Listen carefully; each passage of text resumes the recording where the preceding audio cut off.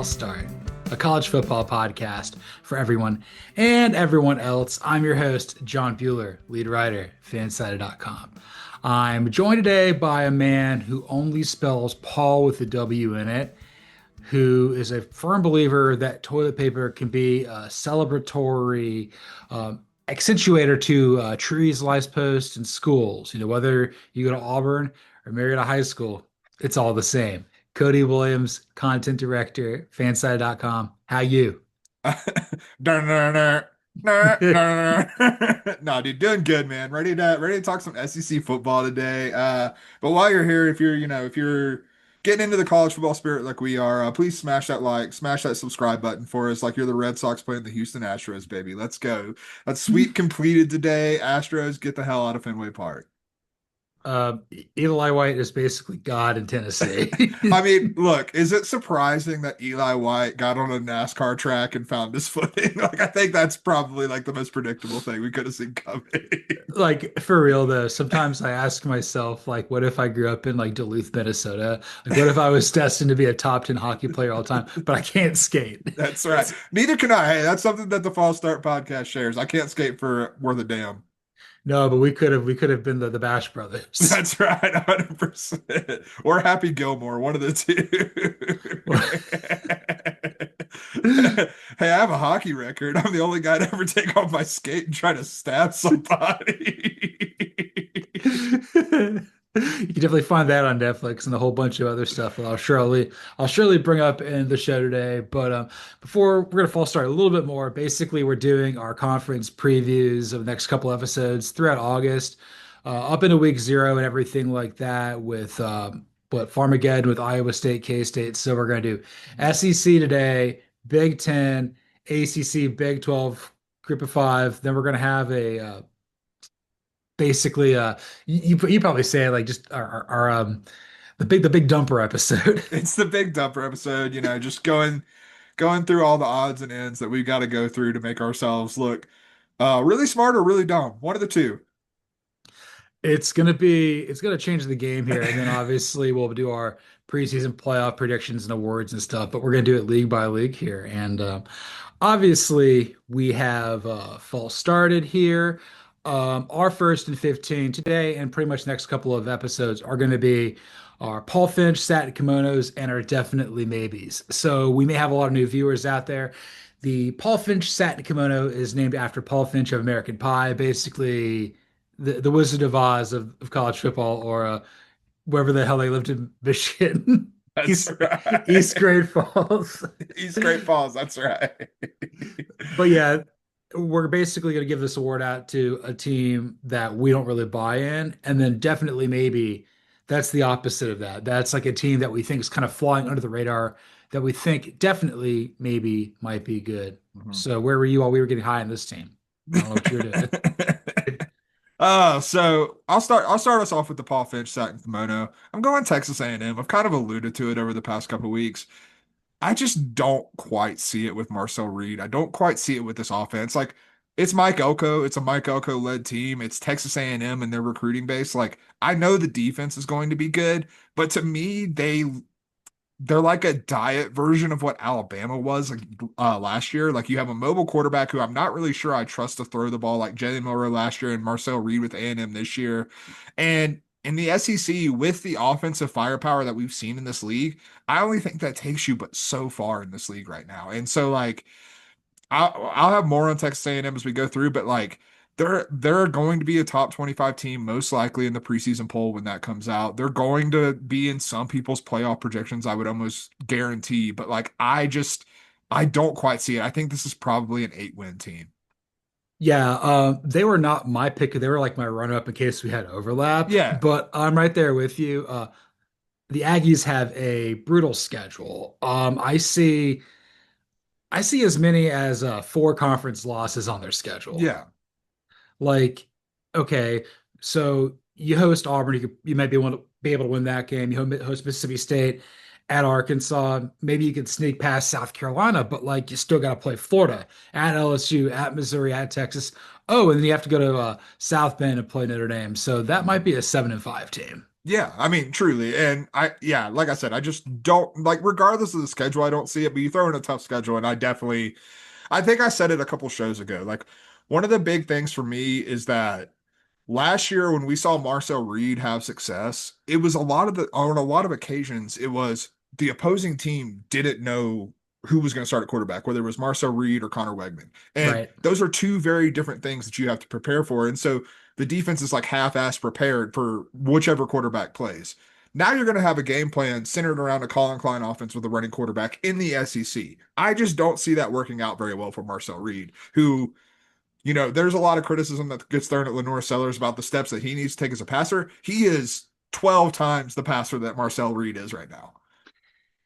I'm right there with you. And then the other thing is like, look, for A&M to have the season that people think they could, where they have a 9-3 ceiling. First off, 9-3 in the SEC for the most part is just not going to be good enough to Yeah. make the playoff. Like unless you somehow made it to your conference championship and you won, just I don't see that is really a recipe or a formula in this 12 team format. But like, could Reed get better? Yes. Could Klein get better? Yes. Could Elko get better in his second year of the program? Yes. But you kind of need all three to hit at the same time to achieve what we think A&M could.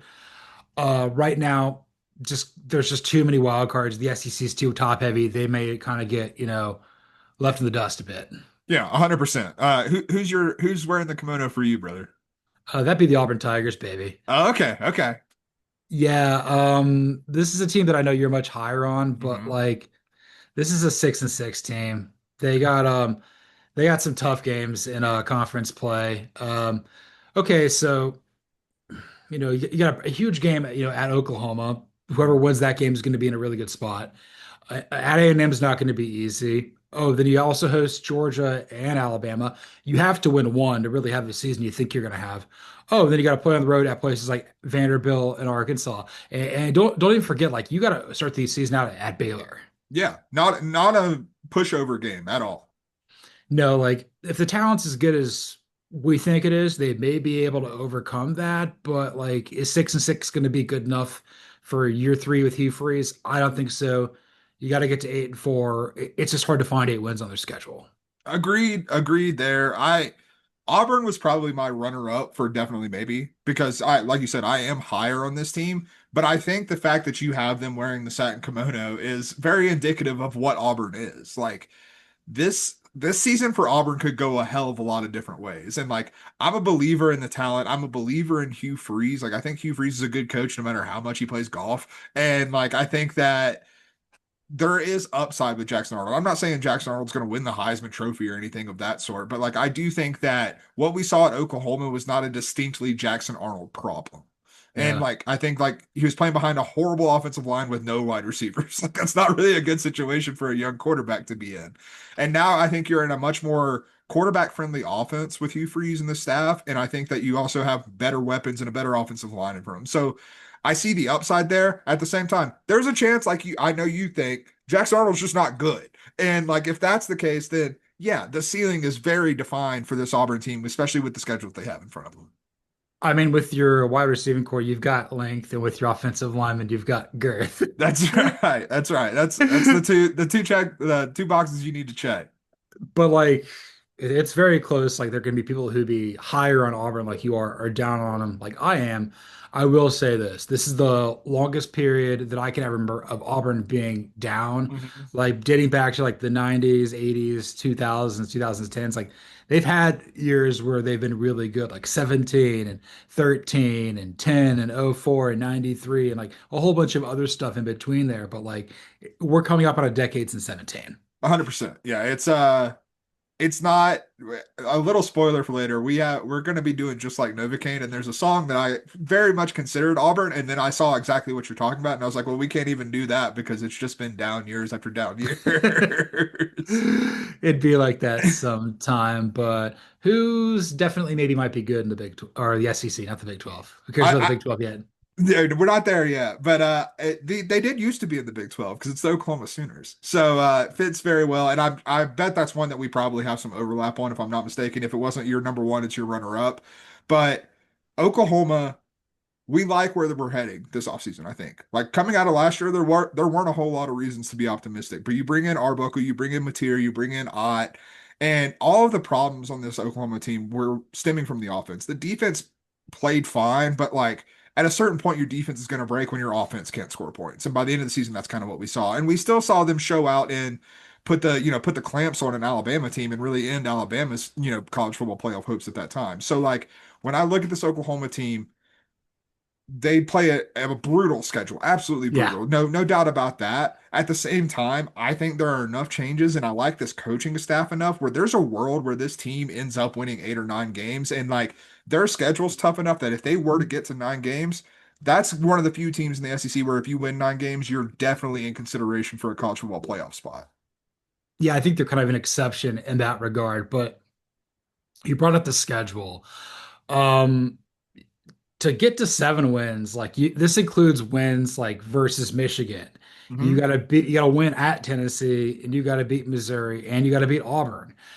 But then the other thing is like you got some brutal other games, like against teams that are going to be vying for the playoff in some capacity, whether that's Texas, South Carolina, Ole Miss, Alabama, LSU.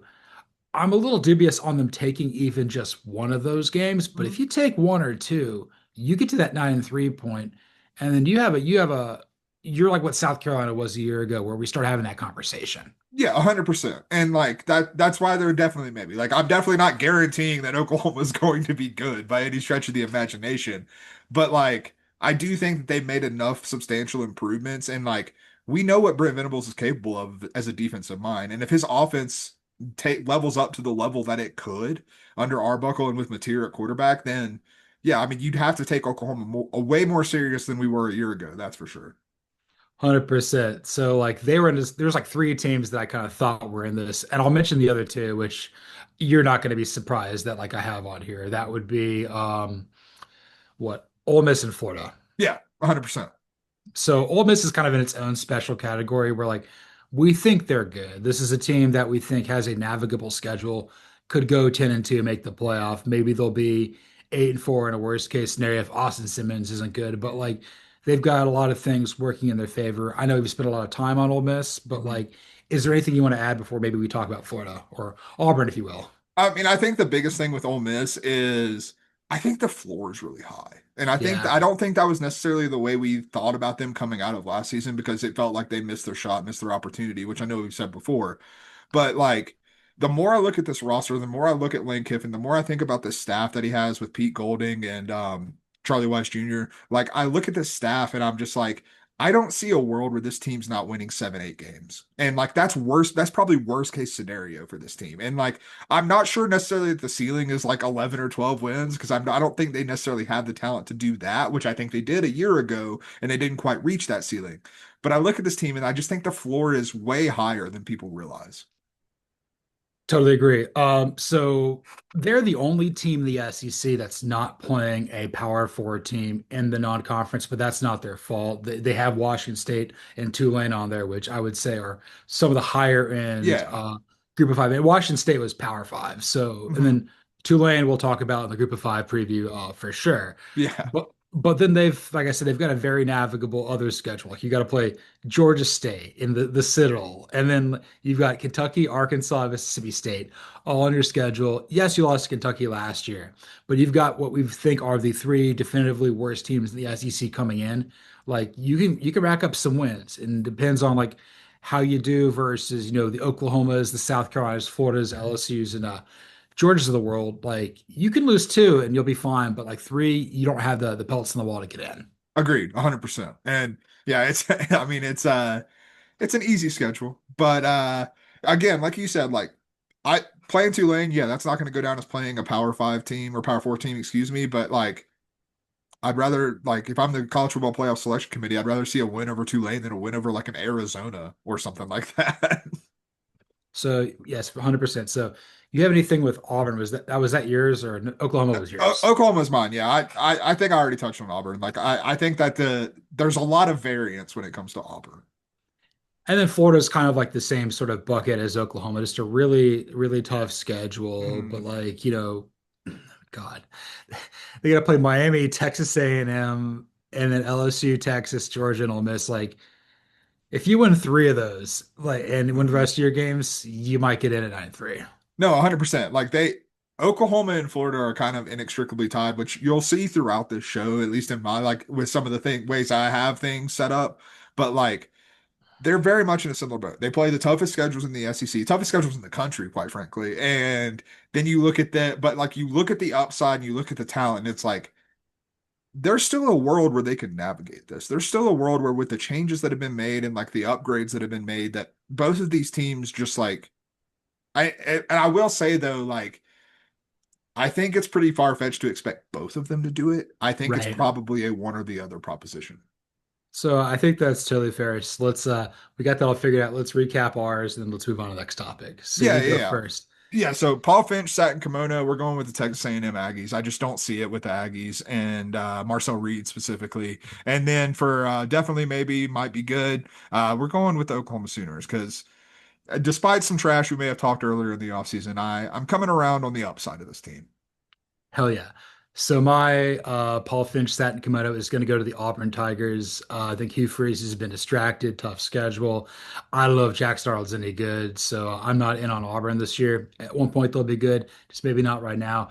And then definitely maybe I got to go with Ole Miss. I think that the Yeah. Lane Train is he's keeping his hands on 10-2, even though I don't think you need that for a train. It's going in one direction. I don't think Lane Kiffin's ever drove with two hands in his life. He's definitely a one-handed driver for sure. No, man, I think he still talks on his cell phone while he Oh, drives. 100%. No, not hands-free either. He's just right there. And when he's talking on the phone, talking to his buddies, he's like, "It's getting hot in here." So, which coaches could get fired? Yeah, so we're gonna go our five most likely head coaches to get fired. There may be overlap, it may be just a little bit different, but like these are the five SEC head coaches like we're a little worried about. So you start. Who do you have at five? So I'm gonna be honest with you, Bueller. I copped out and I couldn't figure out who to go with at five because it's two coaches who I think are in very similar positions. And so I have a tie for fifth. And that's Kalen DeBoer and Brian Kelly.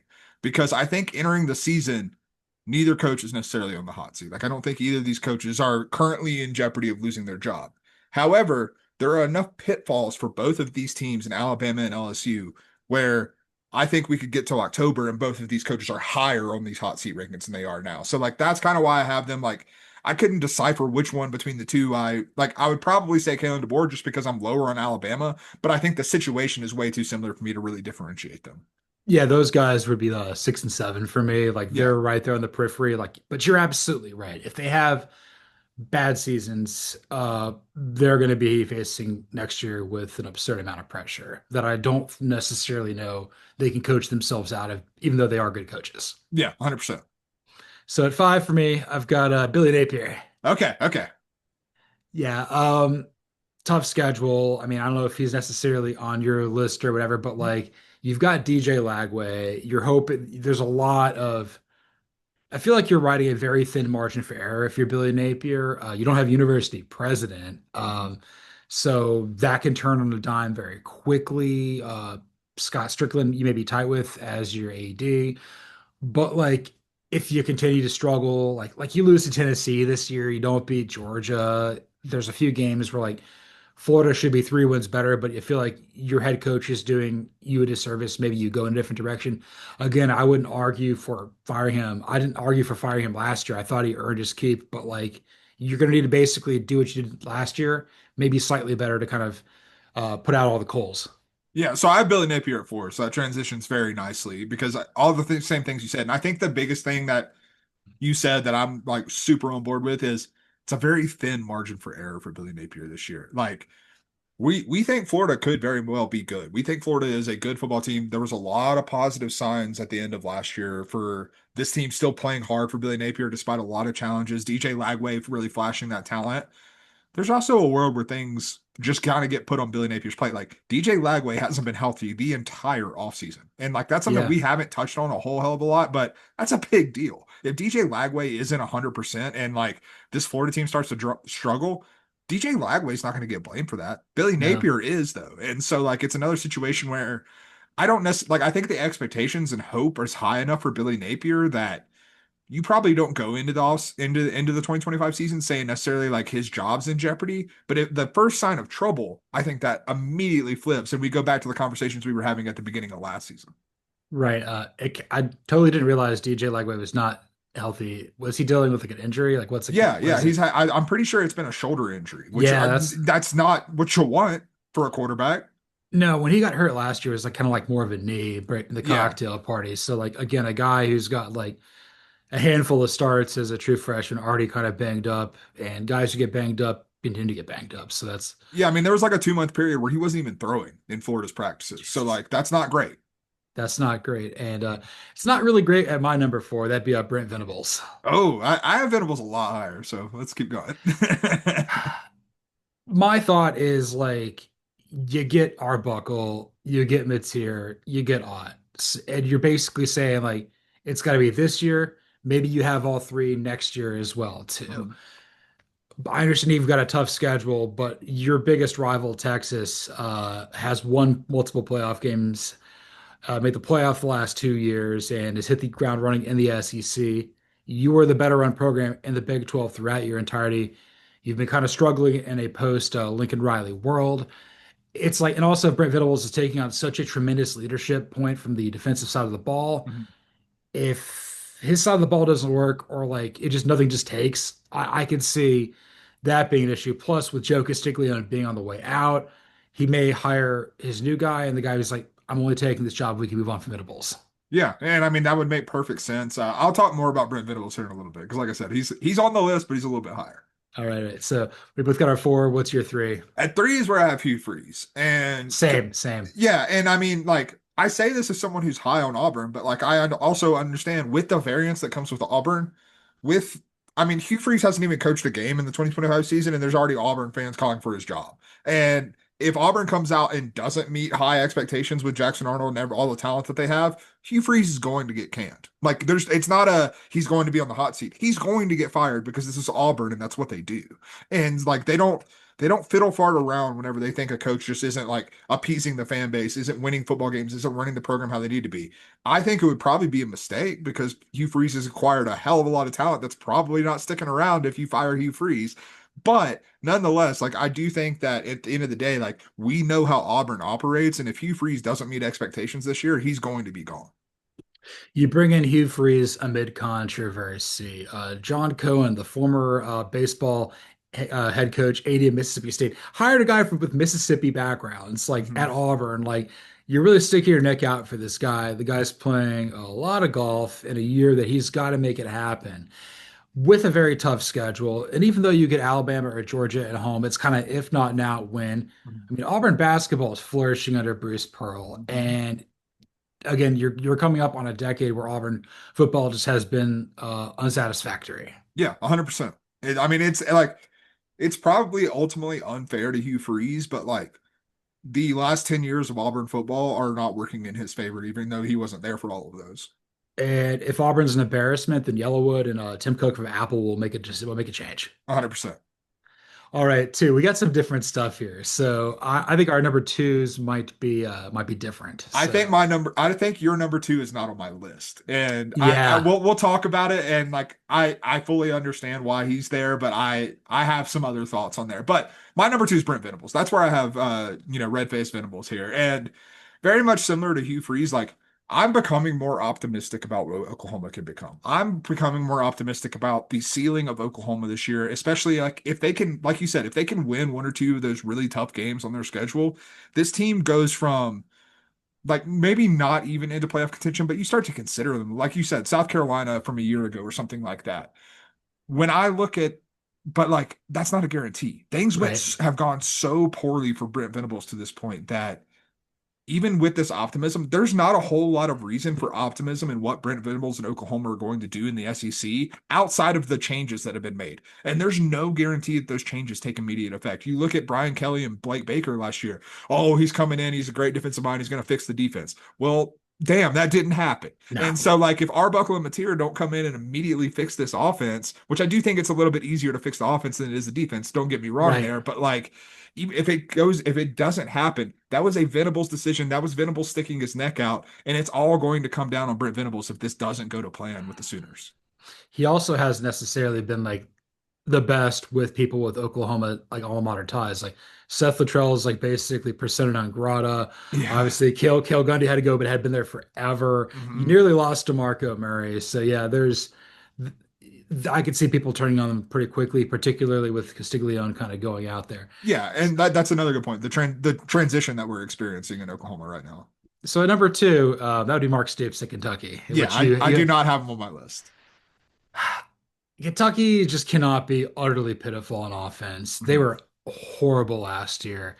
And I feel in a way because of this, I was talking to my dad about this the other day. He's like, with Kentucky, it's like they almost play dirty on defense because they know how much their offense sucks. Mhm. So like it's like, the guys who are like doing alligator rolls, like basically people doing cheap stuff. It just kind of feels like Kentucky is kind of losing the plot there under Mark Stoops. He's the longest tenured head coach of the SEC. That's great. That's fine. It's just like, you know, John Summerall is a potential candidate out there. There's other people out there that would love this job. And I also think that Mitch Barnhart has seen the success of the men's basketball team in a post John Calipari world with Mark Pope. And I feel like if Kentucky is the worst team in the SEC, you got to make a change, or he may go on his way, whether that's to Iowa, whether that's to Arizona, Florida State. It seems kind of like they're heading towards divorce. Is basically my estimation with that. So that's why I do not have him on my list. He would probably be seven on my list if we were being honest, and like that's behind the tie at fifth. So no sixth place, just a tie at fifth and then seventh place.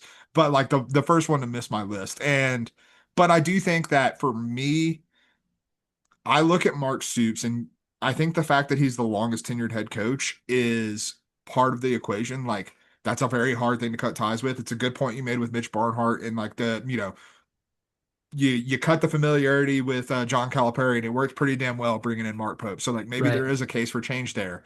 I just think it's more likely that Mark Stoops isn't fired and he just leaves. I think that's how his tenure at Kentucky leaves. And for me, that's not the truest form of a hot seat. Like hot seat to me means your ass is getting canned. And like I see much less of a chance of Mark Stoops getting canned, especially because his contract is structured in a way that it makes it a not an easy deal for Kentucky to get out of. And like he's been adding to what the buyout is and adding to his salary with every, 6, 7 win season that he's had because Kentucky was desperate for any kind of success. And he brought that success to his credit. But like that has made the buyout go up and it's not a very advantageous situation for Kentucky. Much rather, I think if you're Kentucky, you would rather wait out Mark Stoops and be able to spend that money not on a buyout, but to be able to, poach a John Summerall or to do something like that. Yeah, they're just they're quiet quitting on him. Yeah, yeah, 100%. Like that, I think it's quite literally just a waiting game, waiting for Mark Stoops to leave. And I think that's totally fair. We know that he may not be for long in Lexington, but like that may be the biggest reason for that. And then we have the same guy at number one. Yeah, we That's do. the pitmaster, Sam Pittman.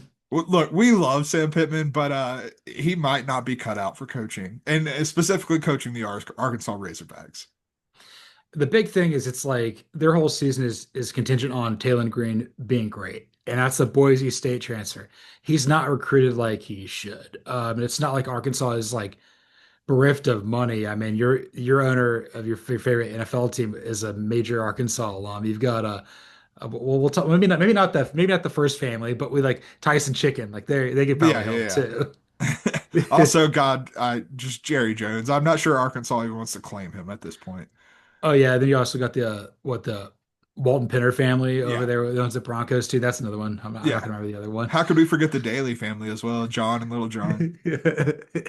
Got for him and Little John being sponsored by Hooters. What a time. That's speaking of RIP to the Augusta Hooters. It shut down. Pour one out there. I don't know if we cursed that, but it happened. Um, Arkansas is probably going to go in a different direction. Hunter Yurachek's kind of seen what it is under Sam Pittman.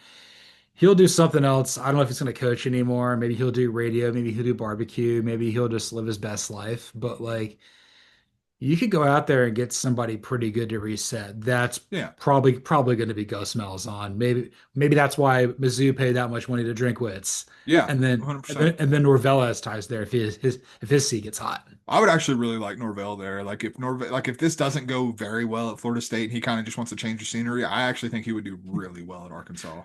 You know, I always think about him and his Central Arkansas wide receiver photo. Yeah. Two of the most famous alums there with no Tip and Pippin. That's right. I gotta share this before we move on to our next topic here, as my phone's just like not cooperating again. So basically, somehow I came across the concept of like famous people who don't tip. Okay, okay. The I forget in Reservoir Dogs, but Steve Buscemi in Reservoir Dogs. Like I don't believe in tipping. Yeah, apparently, okay, Michael Jordan's not good about that, unfortunately. Yeah. Scottie Pippen's really bad. LeBron, horrible. Yeah. And apparently Lady Gaga doesn't tip. Adrian Grenier is apparently the worst person alive. He's also not a good actor, so that doesn't help. And he was attractive at one point, but maybe that's all he's got going for him. And then That's right. the only one that kind of bothered me, apparently Neil Patrick Harris doesn't tip very much either. Oh, that hurts. That hurts. I hate to see that. I mean, then again, he paid for the burgers and the love seats, and that was only $200. That's right. But we love these coaches, but they might be out. So let's recap and move on to our next topic. Yeah, so five, I have a tie between Kalen DeBoer and Brian Kelly. Four, Florida head coach Billy Napier. Three, Auburn head coach Hugh Freeze. Two, Oklahoma head coach Brent Venables. And then one, the pit master, the rib master himself, Sam Pittman. It's out of this world, man. That list is out of its world. That's right. So at five for me, I've got Florida head coach Billy Napier. At four, Oklahoma head coach Brent Venables. Three, Auburn head coach Hugh Freeze. Two, Kentucky head coach Mark Stoops. And number one, the pitmaster, the boss hog, Arkansas head coach Sam Pittman. Pour one out, man. I don't think he's employed in Fayetteville very long. N- No, I don't either. But I think he's going to be sitting on a couch. But you know what? We're going to be coming to you live from Eric Crouch's couch. That's right. That's right. I don't think Pittman's going to be there with Taylor Green, unfortunately.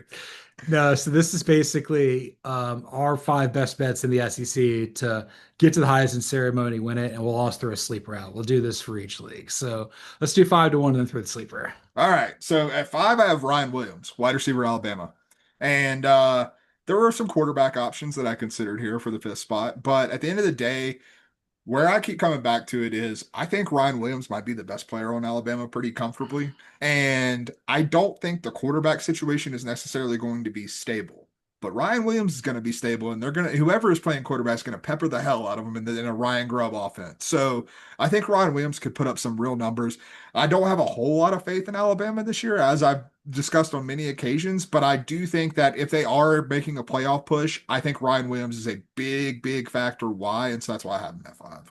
So I have him at four for similar reasons. I think he's got the best hands of anybody to play college football since Larry Fitzgerald at Pitt. Yeah. If Alabama has the type of season where like they're in the mix for the playoff, he's their most talented player on the offensive side of the ball. Jeremiah Smith does not have the same years he did a year ago and need a wide receiver. It could conceivably him. So that's why I have him at four. Yeah. But at number five, I got my dog, Nate Frazier, and the running back for Georgia. Okay, okay, nice. It's the same sort of thing. Like, Yeah. if Georgia's going to be in the playoff mix, they got to have somebody there. I have more faith in Gunnar Stockton at quarterback than probably I do the Alabama quarterback room, but I keep eating a lot of crow here by October 1st.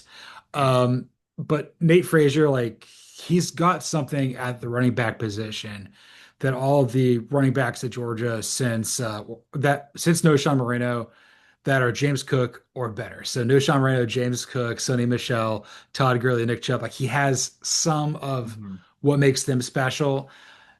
Maybe closer to James Cook than he is to like Nick Chubb or Todd Gurley or no Yeah. Sean, but like he could potentially be a very big piece in this offense, particularly if it's very ground centric. So Nate Frazier like he was my second choice for sleeper. But I'm all in on it because everything you just said. Like I think that the opportunity is definitely there. And I was very impressed with what he did last year. Like I watched him run and I'm like, this kid has something. And I want to see him kind of just get the ball and like not have to split as many carries and just be the guy. Exactly. So, who is yours at 4? At four is where I have DJ Lagway. I don't feel good about it because of what I've talked about already on this show with his injury and things that have been going on this offseason. Like you have a quarterback who's relatively inexperienced and now he's missing portions of the offseason coming into a very big pressure packed year for the Gators. Like that's not all that inspiring. What is inspiring is this kid's freaking talented, man. And like if he just goes out there and talent wins over all that other like and Florida has the year that I think they are definitely capable of having, and they do meet expectations. Lagway is going to get a hell of a lot of credit for that, and it's going to be on his shoulders. And I think the numbers, both rushing and passing, are going to be pretty prodigious. I have Lagway where you have Nate Frazier, like the Yeah, second sleeper. It's like eh, a little too much variance for me. But yeah, again, a mega talent, and it could work out. I think the big year for him is next year. yeah. I think that's definitely fair. So I've Ryan Williams at 4 for me. We may have the same three guys for the top. It's entirely possible. I'm going to venture to guess that we have the same number one. Yeah. But Uh, at number yeah. three, I have John Mateer. Okay. And John Mateer, I think that maybe we don't have the same three. No, I So don't. We don't. okay, sweet. So kind of the same thing as Lagway. Like I said, you're going to notice for me in the show, Florida and Oklahoma are pretty tied together in a lot of the things I'm seeing. And when it comes to John Mateer, like we saw what he was capable of Washington State. Now you're obviously going up in a level of competition, but you also have better talent around you at Oklahoma. You had like they revamped the receiving core in addition to all the other things we made. You bring familiarity with Arbuckle, and it's an offense that frankly a lot of the SEC really hasn't seen. So he has the opportunity to catch them by surprise. It's a very passing centric offense, and I think that the numbers that you're going to see are just not going to be there. I'm just realizing now why we don't have the same three, and that's because I definitely left someone out of my top three on purpose. That's okay, and that's totally fair. For me, Mateer, like the reason he's not on my list is like I got to see him against SEC competition for just a second. I'll be all in if I see him, light up whomever early on the schedule. But like I got to see it a little bit more. He's not going up against Mountain West stuff. That's okay. Yeah, At 3, I've got Arch Manning reluctantly. that's who I do not have in my top three. Good. So, or my Uh, top five, I should say.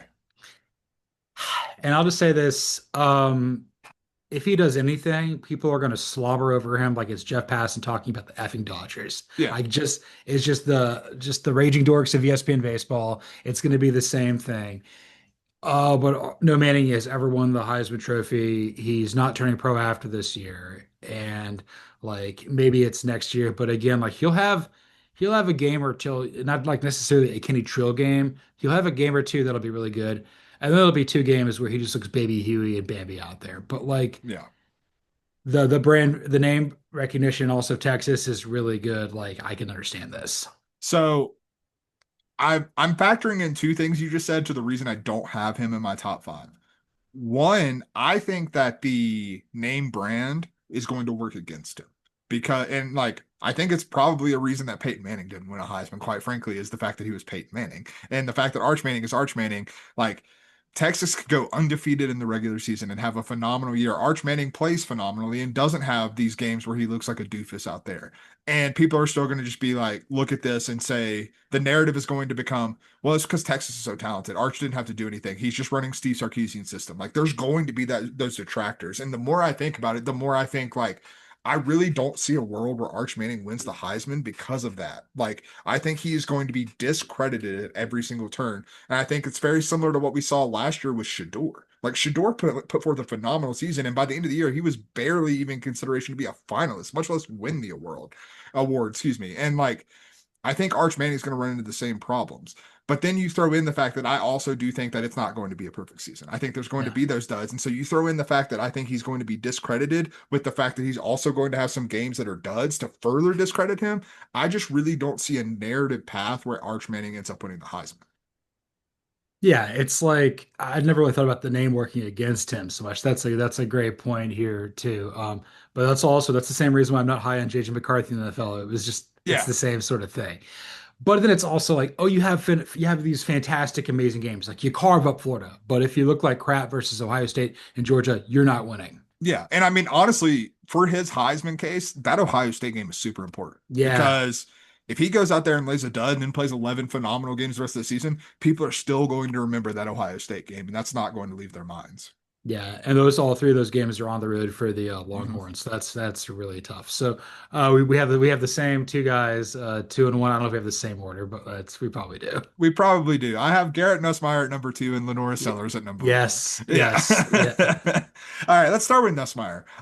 He's gonna put up numbers, man. He put up numbers last year, and I think the team's better this year. Like the offensive line might be a little bit worse, but that's just more reason to just chuck it around the yard even more than you were last year. I think that I mean I'm super high on Garrett Nussmeier. I love the kid. I think he's a phenomenal quarterback. I think whoever drafts Garrett Nussmeier in the 2026 NFL draft is getting a hell of a football player. And I'm a believer in LSU's defense taking another step forward this year. I've said that before and I'll keep saying it. Having said that, this team is still going to have to score a hell of a lot of points to win football games because I don't think the LSU defense making a leap forward makes them a top five defense in the SEC. I think that makes them an average defense in the SEC, which they have not been. But I think that Garrett Nussmeier and this offense are still good enough that if you have an average defense, that you're able to put yourself in college football playoff contention. And if that is the case, it is going to be because of Garrett Nussmeier.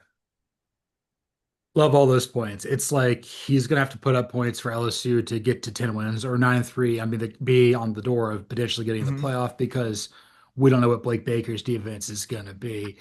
And the reason why I have Nussmeier and Sellers so high is because I know what their NFL prototype is. Yeah. Garrett Nussmeier is the next Matthew Stafford, Justin Herbert, Sam Darnold, Blake Bortles. Just look fantastic, like big body, like everything you'd want, like all of 6'4" and everything. But there's also something that all four of those guys have that I think also hurts Nussmeier. I don't really think any of them are clutch. That's fair. That's definitely fair. Whereas if you look at Lenore Sellers and the guys that he's compared to, Ben Roethlisberger, Josh Allen, Cam Newton, they all can make something happen a Mhm. little bit more. So, and I also think that Sellers, for as much as we love South Carolina, like he's going to have to do even more Mhm. than what Nussmeier would do. Plus, I also think that the clutch component, like you win that game against Alabama you lost last year. Mhm. And that, 100%. so yeah, it's not by much. I would be probably at this point, like I think that both will probably end up in New York. I don't know if both are going to be on my ballot when we do that in a couple weeks, but Yeah. like these are two blue chippers for that in every regard of the word. No, 100%. And I think like the more I'm thinking about it and just like kind of spinning off what you just said, stature wise, they're not the same. But if I'm putting together a Garrett Nussmeier Heisman season, it probably looks a lot like the year Bryce Young won, where there's Yes. not really a rushing component to it. It's just pure dominance in the passing game. And like he will have to come through with clutch moments, which we haven't necessarily seen from him. So I understand that. But like if he adds that, it's going to look a lot like Bryce Young's season.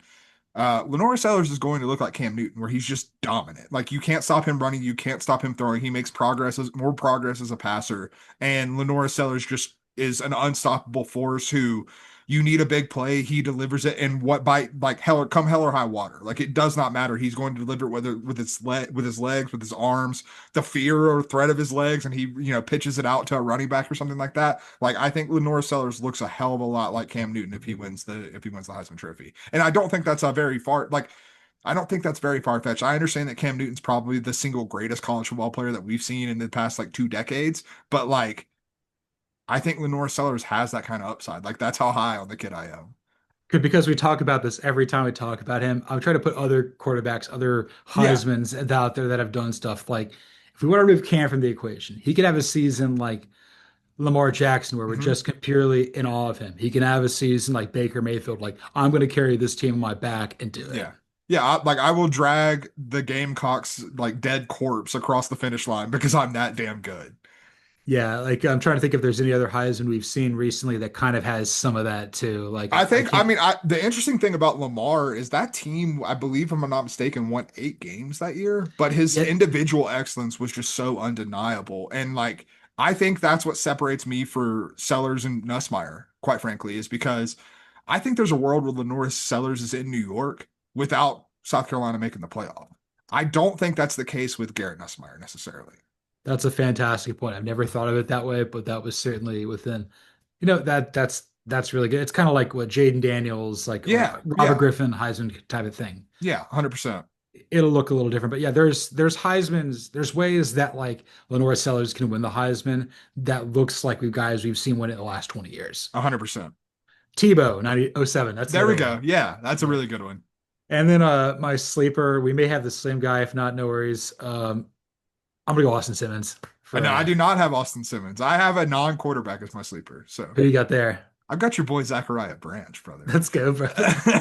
So it was between Zachariah Branch and Nate Frazier for my sleeper. And I went with Zachariah Branch because I'm trying to think of, in terms of true sleepers, like he would definitely fit the bill. Like a dude who transferred over from USC was kind of an underperformer at USC, but his talent is unreal. His ability with the ball in his hands, he's going to be used in special teams.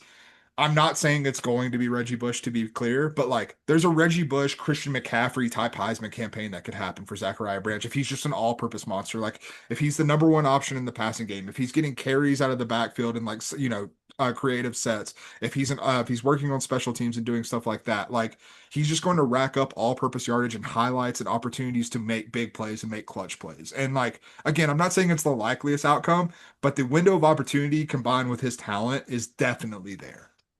The only Georgia player I could think of that I recall seeing do stuff like this was Todd Gurley. Like Mhm. he had a kickoff return versus Clemson in 14 that I was changed remember the game. that. It was nasty too.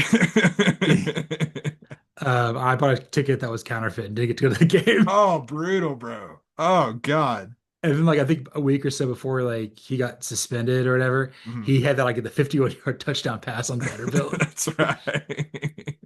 But I love having Zachariah Branch on there. I've seen more than Nate Frazier, but like if Yeah. Branch does it, that's great too.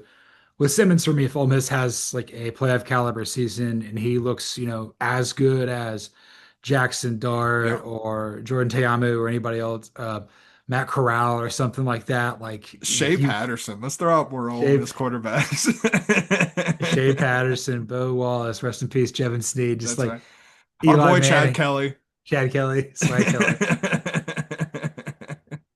I don't know. He could do something like that where like I don't know if you were to beat Georgia or LSU and that's your signature moment, maybe you Yeah. get propelled there. I like that. No, I definitely looked hard at Simmons. I considered him highly over Ryan Williams. That's where I was with Simmons. Cousin Ryan just stealing stuff from you. I mean, it's nepotism, really, just family ties. All right, let's do our 5-1 sleeper and then move on. All right, so five, I have Alabama wide receiver Ryan Williams. At four, Florida quarterback DJ Lagway. Three, Oklahoma quarterback John Mateer. Two, LSU quarterback Garrett Nussmeier. One, South Carolina quarterback Lenora Sellers, surprising precisely nobody. And then our sleeper, Georgia do-it-all weapon, Zachariah Branch. All right, at number 5, I've got Georgia running back Nate Frazier. 4, I've got Alabama wide receiver cousin Ryan Williams. At 3, I've got Texas quarterback Arch Manning. 2, I've got LSU quarterback Garrett Nussmeier. At 1, I've got South Carolina quarterback Lenore Sellers. And then my sleeper, Ole Miss quarterback Austin Simmons. We got to come up with a nickname for Lenore Sellers. We got to figure that out. Well, yeah, that'll be I feel like the big dumper episode. That's a good one to like unveil that. I know Cal Raleigh's the big dumper, but like it would be something like Oh yeah, that. 100%. X-ray. He's X-ray from Halls, Oh, dude. I think we found it. It's X-ray. Uh, Professor X-ray here, and I don't know how we feel about South Carolina, but we're going to talk about South Carolina here with playoffs. You kidding me? Yes, sir. A little bit different than what we did last year. Again, we learned things over the course of a year. We've taken some SEC teams and put them in categories of playoff lock, playoff contender, and playoff pretender, and we'll just kind of just discuss here. So I have two locks. How about you? I also have two locks, and I would almost bet that they're the same teams. That would be the Georgia Bulldogs and the Texas Longhorns. Yeah, And I'll just say, like, I would be utterly shocked if either of these teams did not make the playoff. yeah, These are teams that, like, if it hits the fan, they'll go 9-3, but there's a chance they could both go undefeated potentially. yeah, 100%. And like, I think the interesting thing is I look like the way I've talked about a lot of teams that have quarterback questions. Both of these teams do have quarterback questions. Like Arch Manning is unproven as can be. Same with Gunnar Stockton as well. But I think what separates Georgia and Texas apart from a lot of these other teams, and one of the reasons why I'm still willing to be bullish on a team like not in the SEC but like Ohio State, is the roster talent is so damn good that like I think that they like Arch Manning and Gunnar Stockton could submit maybe even like slightly subpar seasons, quite frankly. And these teams are still roster talent wise good enough to like carry you in there. Like you have Nate Frazier to carry the offense in the Georgia backfield. In the Texas backfield, you have Trey Wisner and CJ Baxter coming back. Like there's so many ways that both of these teams can beat you that it's really hard for me to see that world where they, so severely don't meet expectations that they're not in the playoff. Both have so much talent defensively. Georgia in the Yeah. secondary, defensive front seven. Obviously, Texas is just filthy in the trenches. But like, I would say Georgia and Texas is in a group of seven teams that we're for sure going to have in the playoff. And there's like, you split it up. There's two teams, there's three teams, and there's two teams. Yeah. There's two teams with Clemson and Penn State where like they're at the apex. Like this is the time to take the buns out of the oven. You've got your next three teams, which is Georgia, Texas, and Ohio State. Where like even if they pull back, they're still reloading. Mhm. They're never down. And then you got the Oregons and Notre Dame's of the world where I just think the floor is just really high. Yeah, 100%. And like the funny thing about Oregon and Notre Dame is I think we question the ceiling with both of those. Yeah, Whereas those top five, we don't have any questions about the ceiling. We know that the ceiling is a national championship. 100%. So contenders, I have four contenders. I have three, and I would almost guarantee that I can guess which one you have in there that I do not. Okay, I'm gonna guess teams that we have as contenders. I would say we both probably have LSU. Yes, we do. I would say we both have South Carolina. We do.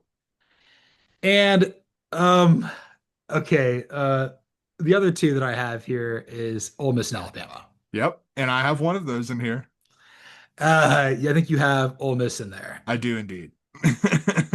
And the funny part is I had Alabama as like I didn't have this alphabetically. I had this kind of like a percentage chance I think they'd make it. Mhm. Alabama, it's so close. Yeah, I mean it is close. Like I also have them in the exact same way, like in the exact same order that you do, just to kind of like gather my thoughts somewhat in my notes that don't make a whole lot of sense to anyone but me.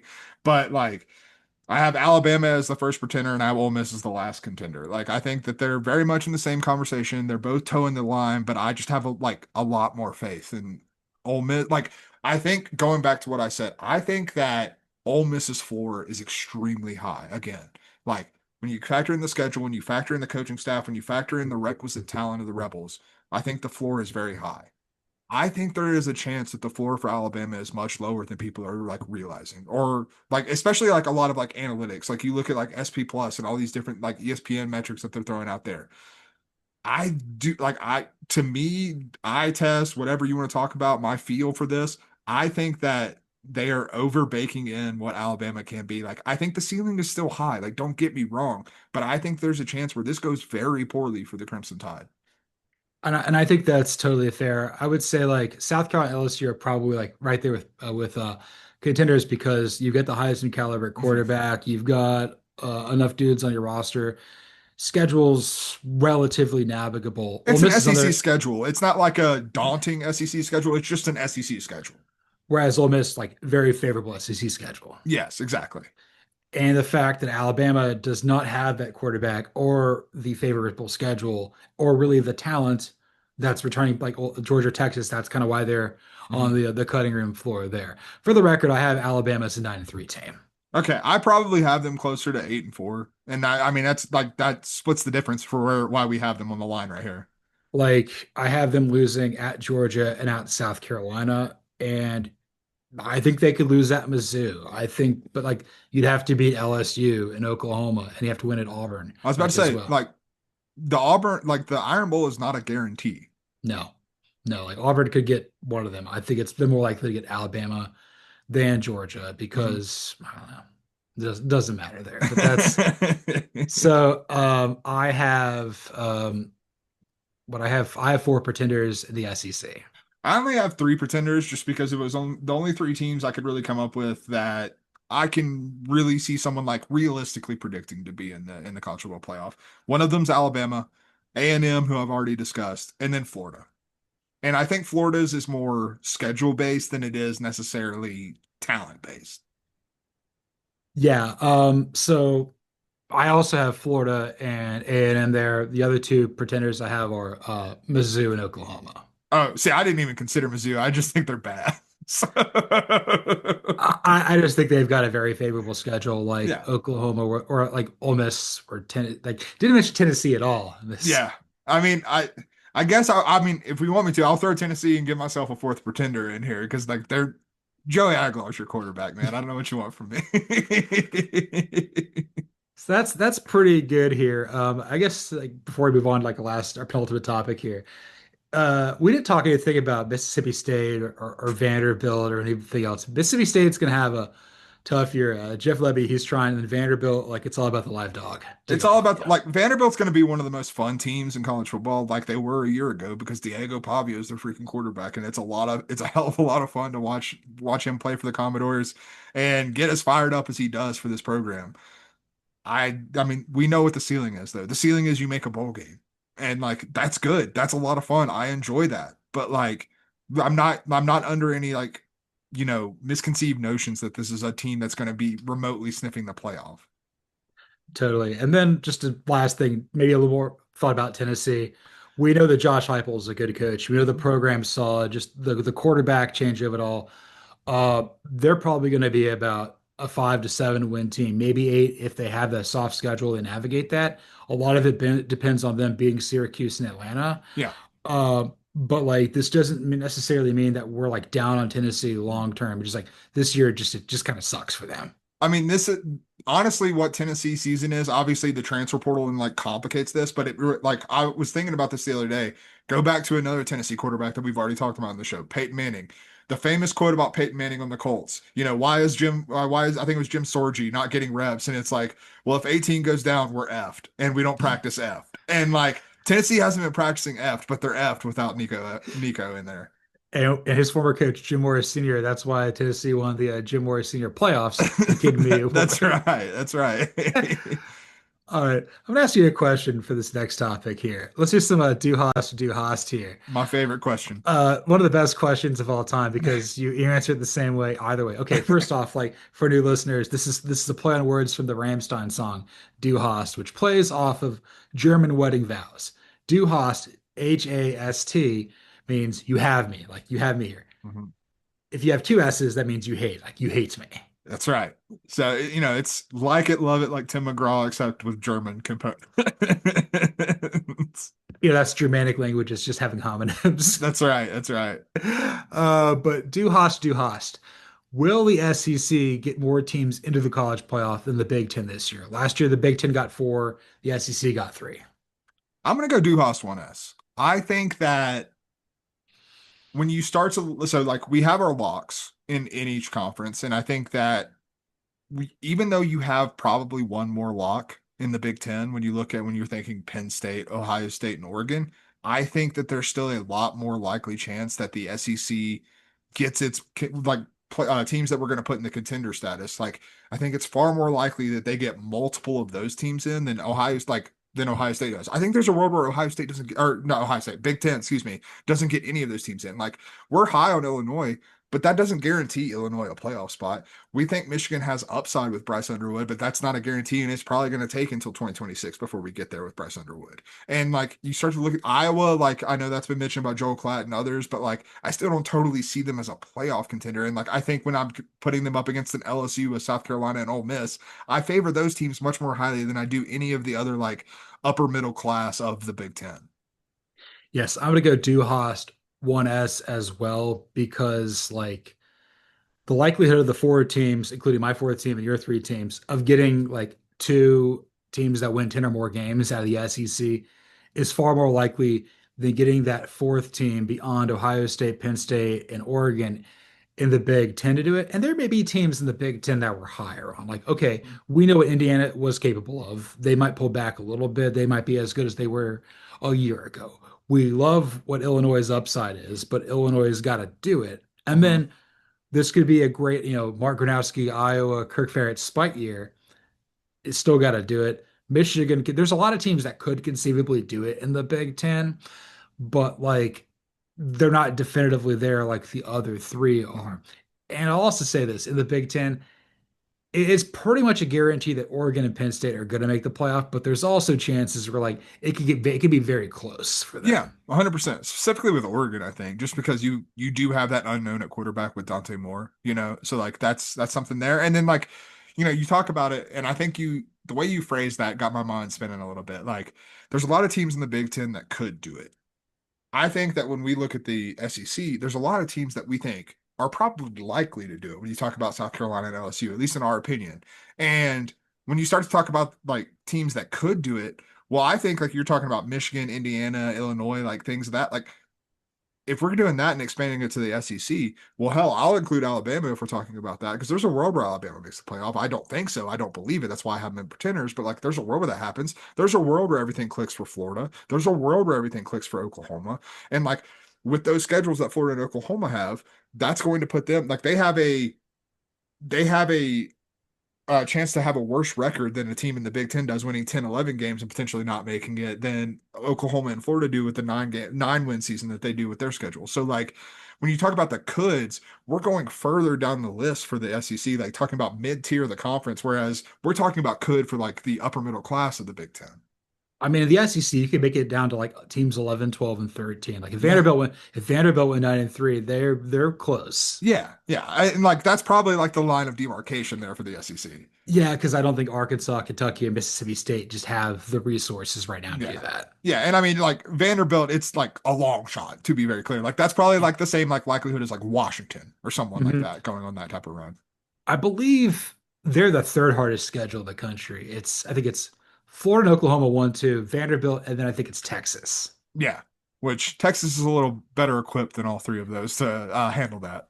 But it's like I said, if you've got a top five difficult schedule, and again, that all changes with once we play the games and Right. stuff, that can work in your favor if you get a signature win. Yeah. Just one. That's all we need. Just one.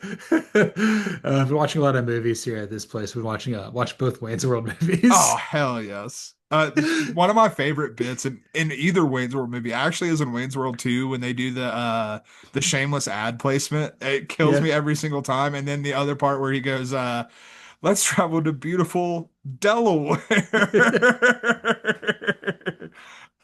It kills me every time. Uh, beautiful Delaware. Yeah, every time Garth's dog has like Tina Turner hair. Yeah. Uh, Phil, I think Phil partied too hard, and we clearly partied too hard.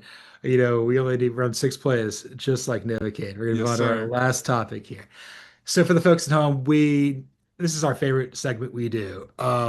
We took this from Remember the Titans with Mhm. you could probably explain it a little bit better than me. Yeah, so when Herman Boone gets hired, he hands his offensive playbook to his new coaching staff. Coaches look at him and go, "Mighty thin playbook there," and he goes, "I run 6 plays just like Novocaine. Give it time, always works." And so we turn that into 6 songs from an artist to describe college football. Run 6 plays, and we'll tell you everything you need to know about college football. Yes, so in the off season we make it about like personalities, and once the season starts, we make it about games, and we pick those games. That's right. That's right. And then in the preview, it's about whatever conference we're talking about, and anything in that conference we want to go with. And we're doing Florida Georgia line with SEC personalities today. A band that neither of us know anything about, but it's SEC, and so Florida Georgia Line just felt really on the nose.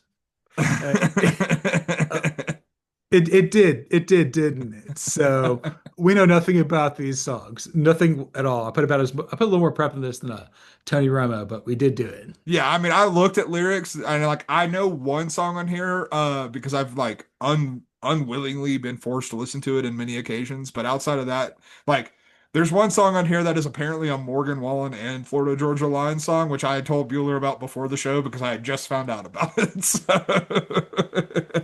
I haven't looked at any of the lyrics. I've just looked at titles. That's all I Hell yeah. did for this. I mean, by the end of it, I really just ended up with titles, so yeah. Uh, that's fair. Who do you got for Cruz?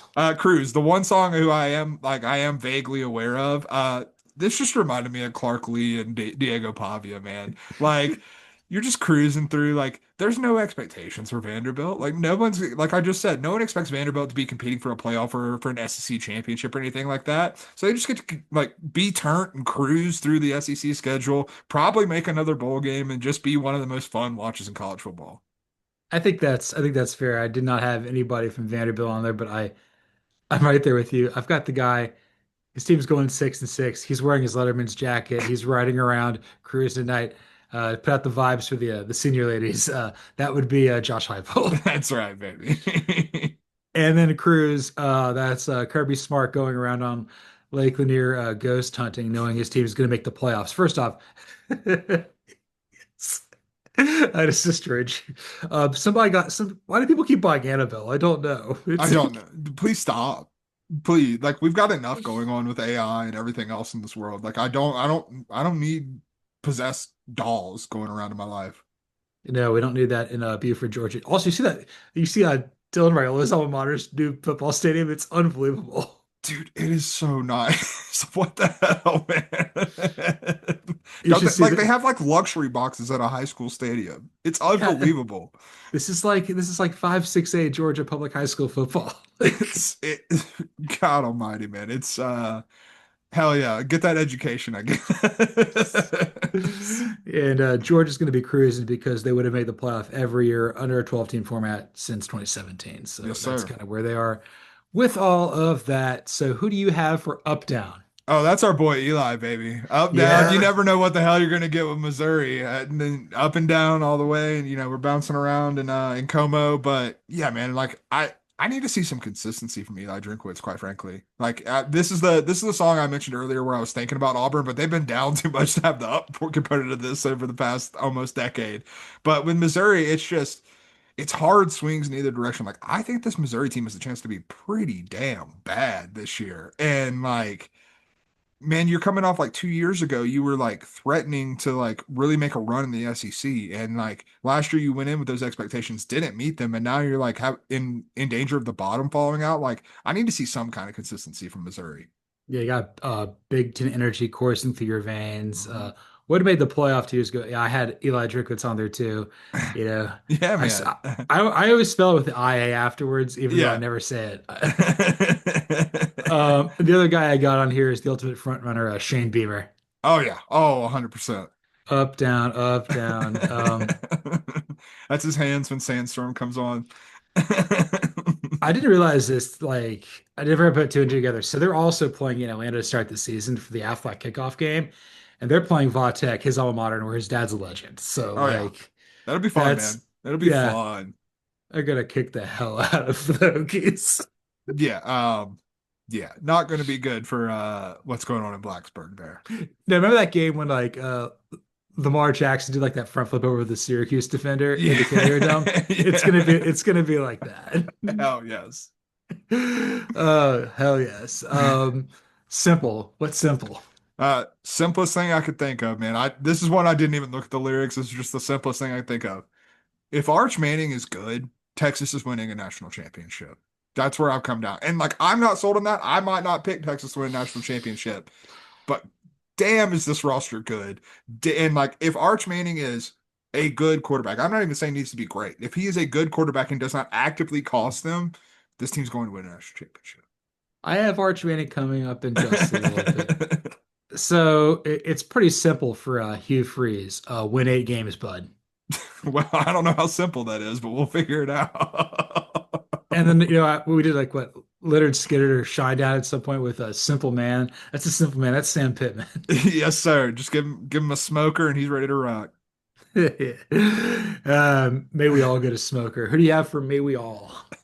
This is where I have my boy Shane Beamer, man. May we all just like have the vibes that Shane Beamer does. The ultimate front runner, and like I wish we could all front run it the way Shane Beamer does, man, because it just looks like a hell of a good time being that man right now when he knows things are going well in Columbia. Right there with you. I mean, I had him a couple of one earlier. This is where I have Arch Manning because maybe we all just kind of just sit back and just chill and see this guy do something before we Yeah. build him a statue in his likeness. Going to use a lot of bronze to cast those ears, dude. 100%. 100%. And may we all just be in support of Jeff Lebby this year because it's going to be really tough. They're going 2-10 again there in Starkville, baby. Send him a fruit basket. May we all send him a fruit basket. But Ray Zielinski, set up some bubbles and ice it down. That's right. Also, Rob Lowe played like a jerk like up until like 96. Then they're like, oh, he's actually a nice guy. Hey man, just a talented actor can play it both ways. It's unbelievable, man. I read somewhere like it was like him, his brother Chad Lowe, who was married to Hillary Swank, Mhm. Sean and Chris Penn, and then Charlie Sheen and Emilio Estevez were all like friends growing up, so they'd make movies together. Uh, we hung out with the wrong people, is what I'm finding out growing up. We just didn't live in California. It's true. It's true. It hurts us sometimes. Who do you have for round here? This isn't the Counting Crows song. Maybe it is. I don't know. It is not. No, it's talking about like the things you do around here in the South, even though I'm pretty sure Florida Georgia Line, the members are not actually Southerners, neither here nor there.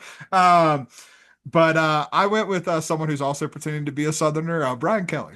Yes. And around here we eat our shrimp poor boys, and around here we take the fan boats out on the swampland.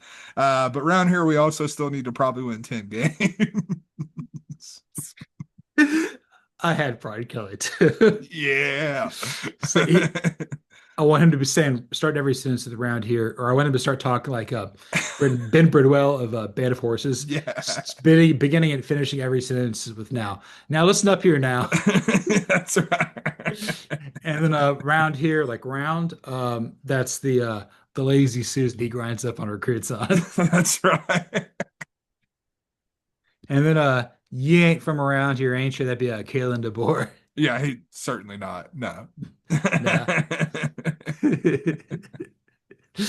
And then anything goes. This is our last song. Who do you got for that? Like I said, Florida and Oklahoma are tied for me in like a lot of ways in this conference. And anything goes for Brent Venables and Billy Napier. If they were both fired at the end of the season, would not shock me. If they were both like getting massive extensions because they got their team at least close to the college football playoff, wouldn't surprise me. Anything goes for both of these teams, man. I love that. So I believe they've got anything goes written in Lane Kiffin's contract at Ole Miss. Just anything That's goes. right. Put If it you're on his not tombstone for sure. put, put it on his tombstone, put it on his Memphian tab for his daughter spending $700 at Zara.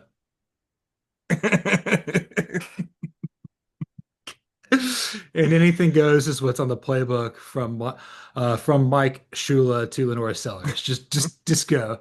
Go do It, some stuff, brother. he takes his goggles off. It's just ants. He's just running through Hell yes. God, I love Lenora Sellers. That's my takeaway from the SEC preview. I love Lenora Sellers. it.